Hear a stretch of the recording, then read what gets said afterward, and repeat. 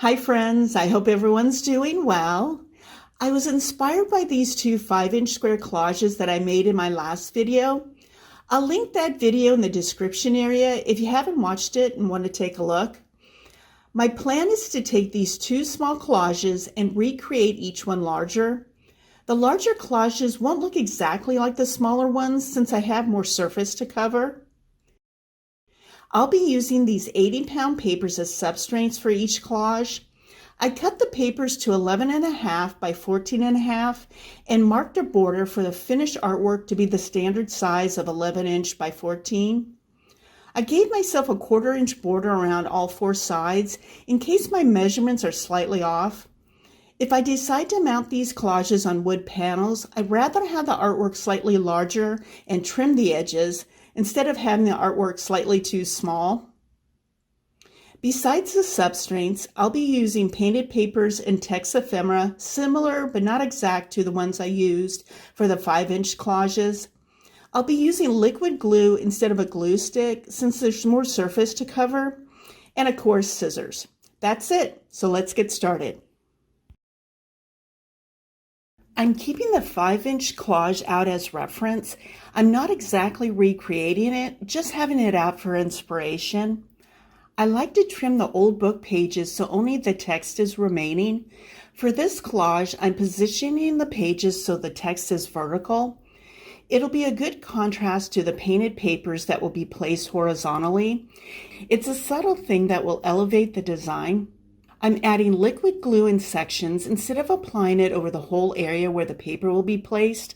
I'm trying this application to see if it will help to avoid the paper wrinkling. It takes longer to glue, but I think it's worth the extra time. As I select the pages to use, I want to make sure the length is long enough so each one trails over the middle of the substrate. I think it's interesting to have the design off center. Also, I like that the pages have different shades of patina. I like to slightly overlap the two papers when I'm collaging. It helps to make sure none of the substrate shows.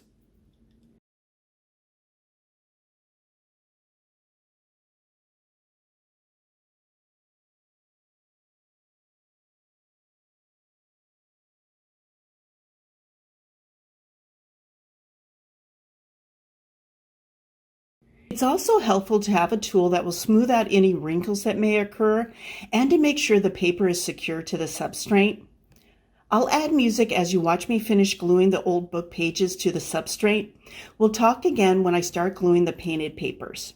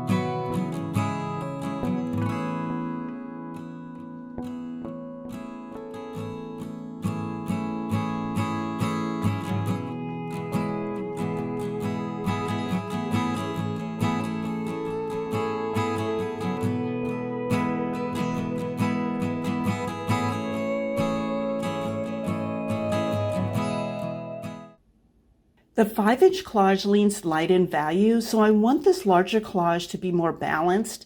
I'm starting with a dark value paper as a reminder to myself to use all three values, light, mid, and dark.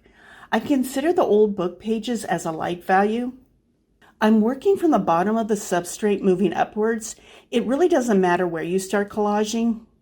It's good to be mindful of the widths of each paper so this section is balanced. You don't want to get to the end and only have space for a very thin element if there aren't any similar size elements in the collage. Like the smaller collage, I'm tearing the papers instead of cutting the straight edge. Since the text on the old book pages are straight and vertical, Tearing the horizontal painted papers adds another subtle design element. Tearing paper gives each one a unique organic shape.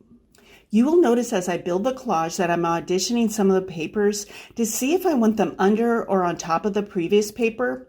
Also, how much of the previous paper will be covered if I want the next paper slightly on top of it. Once again, I'll add music while you watch me complete this collage. I'll come back at the end of this section and we'll discuss the finished collage.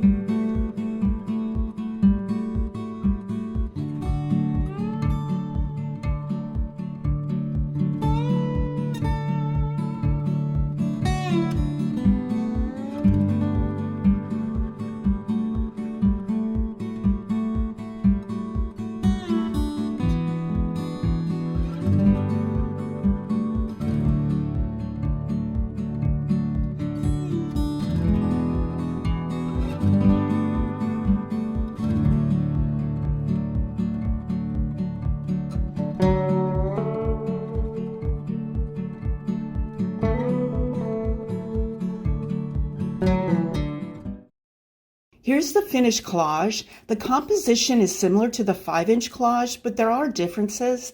The right side of the larger collage is lighter in value than the smaller collage. With that said, I think the larger collage is more color balanced with light, mid, and dark value papers.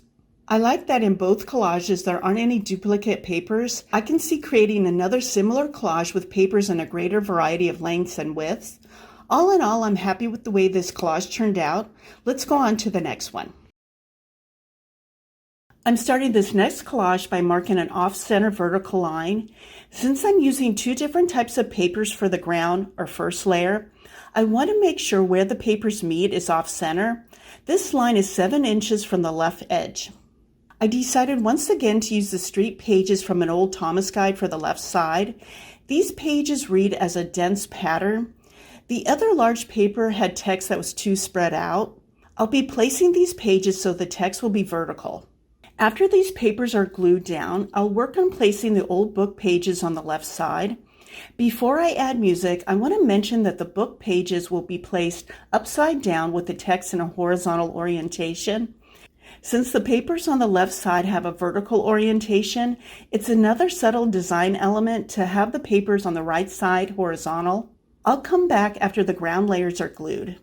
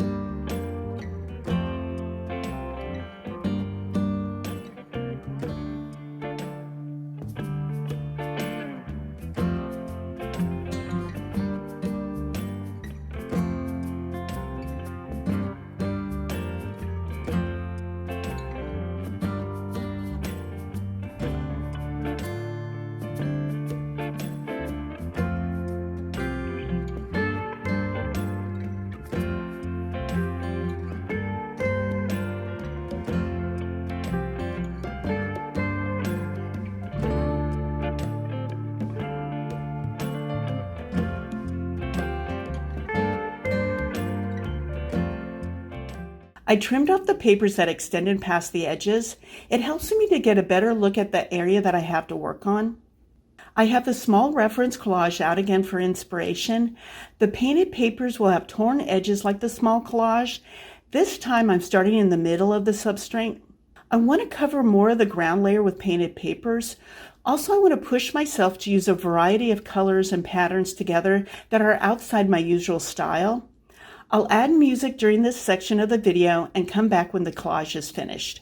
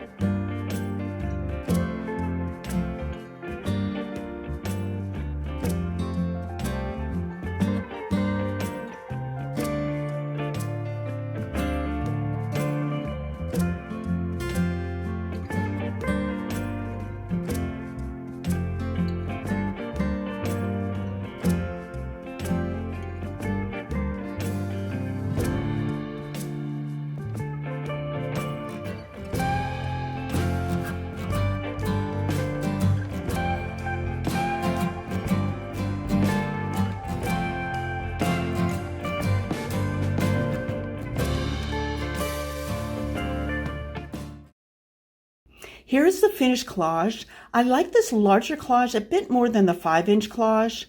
I like the variety of papers in both collages, but I like the variety of shapes that are in the larger collage. Also, there's a good balance of light, mid, and dark values in the larger collage. I'm happy with the way this one turned out as well. I hope you enjoyed this video. I appreciate you taking time out of your day to watch it. Let me know if you have any questions. Take care.